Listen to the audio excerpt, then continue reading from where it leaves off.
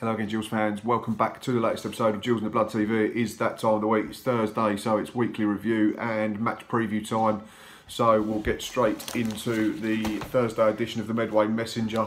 And Steve Lovell talks about transfers, potential incomings, and it seems we may have one, maybe two new faces in on loan before Saturday's game. I'm trying to get a couple in. He said that is something we are trying hard on now. There is a chance before the weekend, one, possibly two. I am happy with the squad, but going through the remainder of the season, I don't want us to be left short, which we are not if everyone is fit. But if there's a chance of getting a couple in that we feel could add something to the squad, then I will. The next 4 or 5 games are important in the league for us, so no idea position or what, but positive signs in terms of the fact that Steve Lovell is trying to get numbers in and increase the quality of the squad and also competition. You can never have too many good players at the end of the day, and maybe this comes about because there is some wages available, as this man coming up on your screen.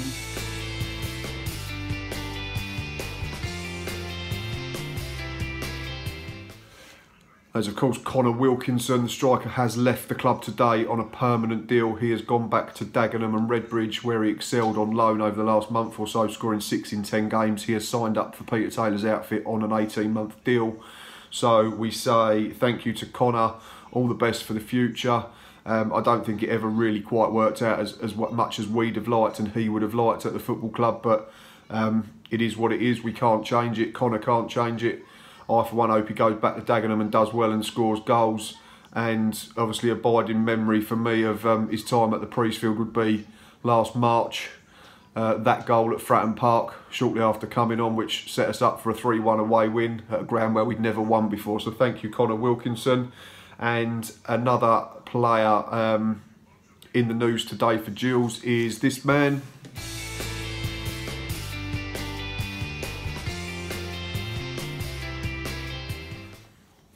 That is, of course, young midfielder DJ Darren Oldaker, who has today penned a new deal with the football club, meaning he'll be staying at the Priestfield till the summer of 2021. Excellent news for me. Bags of ability, bags of natural talent. Hasn't been in the squad for the last few games for one reason or another. I know it was talked about that he picked up a knock at Charlton just before Christmas, but I'm not sure whether he's still suffering from that or he's been left out for other reasons. But just reward for a very good period he did have in the side, and let's hope he'll knuckle down even further now and go on and play many more games for us this season and in the future. Yeah, so bit going on this week, and there might be a couple of more bits to talk about when we come on air for Matchday Live on Saturday.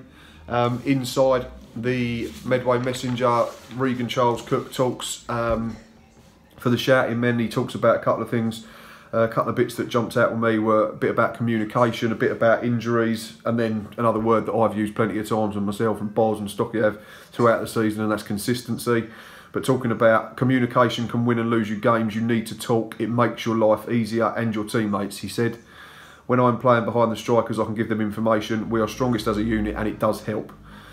The forwards are the first line of defence. You have to keep an eye on people, and a lot of it comes from talking. You can't always see, so people behind you have to give you information to those in front. It helps a lot in terms of us doing unnecessary running and distances. And regarding injuries, obviously he's picked up a few niggles in the last couple of months after a really bright start with us. Injuries for me have been annoying. I had a hamstring and I was trying to force it. The gaffer told me to be honest. He said, I would rather miss you 1 or 2 than another 20. I had to be honest with myself and tell him when I'm ready. He can see the way I'm moving. If I'm sprinting, it was hurting, but I was trying to force it. But on Saturday, I felt I could sprint and get up and down the pitch. I just have to keep it warm, maintain and manage it. I manage it through the week and strengthen it. I'm very explosive off the mark, so I need to take care of it. I think he's learnt from that first one, to be quite honest, which was Coventry at home, I think, back in September or end of August, where he tried to play on and ended up making it worse, and he missed more games than he probably would have done if he'd come off straight away, like Mark Byrne did in the same game. I think Mark Byrne only missed 1 or 2 games and Regan missed best part of a month or more. So all comes with experience, the naivety of youth and all that. And talking about consistency, which is something we speak about a lot. He said it is the key word for us now. We have beaten a Premier League side in the FA Cup and the top of the table side in Portsmouth twice. We just need consistency in our performances. It is frustrating when you are so high in confidence and you beat a good side and then you lose a scrappy game against a team you have played better than. 100%. It's all right. We said after the Portsmouth away game it was all right going there and ending that winless run, and we had to back it up at home to Southend. And then at Southend at home the week after, we were bang average and got beat 2-0, gifted them 2 goals. There are signs that we are becoming more consistent. I just had a look before I come on air, and of the last 18 games in all competitions we've won 10. So we are getting there slowly but surely. The next 2 in the league are very winnable home games. And obviously we have a massive FA Cup tie in between. But let's worry about Walsall first before we start worrying about everything else. But before we get to that, I'm going to do an in-focus on this player.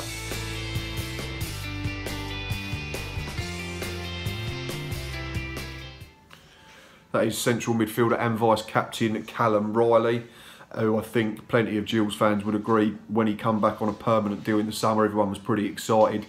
He'd been excellent in the second half of last season, as we had that brief flirtation with talk of the playoffs before dying off towards the end of the campaign and then picking up points in the last 2 games. But I think it's fair to say he's been one of a few that wasn't at it start of this campaign, and Steve Lovell took him out of the firing line and said, go and get yourself completely 100% fit and then come back when you're good and ready. And in fairness to Callum, he's done that.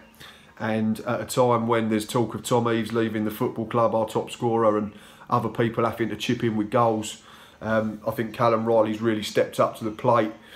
And in his last 7 games, he scored 4 times from central midfield, 2 of them penalties, very good penalties as well. Elliot List is another one who stepped up. He's now got 7 for the season, which is great. But I think Callum's somewhere near his best again. And if we can keep him consistently at his best, then I think he's one of the best in his position in this division. And yeah, 9 points from 12 when he has scored. So key goals against Bristol Rovers, Portsmouth and Burton. And the only game he scored in recently where we haven't picked anything up was his last minute consolation at home to Doncaster just after Christmas. But yeah, over his fitness issues, back to his best. And to coin a phrase that I'm fond of, long may it continue. But now on to the important stuff for the weekend, and that is a massive game coming up against a side who beat us in August 2-1, and that is this lot.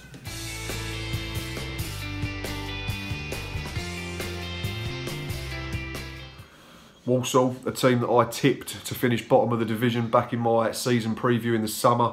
I think they surprised plenty when they started the season so well, but their form has dramatically dropped off over the last 15 games. They've only won twice in their last 15 in all competitions. And if we're looking at the form of the comparative sides, last 6, Gills have 7 points from 18, constituting 2 wins, a draw and 3 defeats. Walsall have 2 points from 18, 2 solitary draws and 4 reverses. And in terms of home and away, it's mirrored again. Ours is exactly the same, 7 points from 18, and theirs is 2 from 18.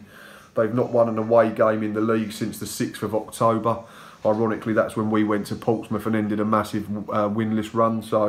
And we have 4 points from our last 9 at home against 9 available. That is not 9 games. So yeah, 4 points from a nice 9 available. And that was all against sides that were in the top 8 or 9 at the time of playing them in Wickham, Portsmouth and Doncaster. So far from disastrous at home at the moment, slowly turning it around, and we are 2 from 2 in this month so far, beating Cardiff in the FA Cup and then Burton last weekend. In terms of players for them, danger men or familiar faces, we all know about Matt Jarvis. I don't need to tell you anything about him. Was superb for us before going on to bigger and better things and winning an England cap back in 2011. Andy Cook's their top scorer with 12. But he's not scoring as regular as he was at the beginning of the season.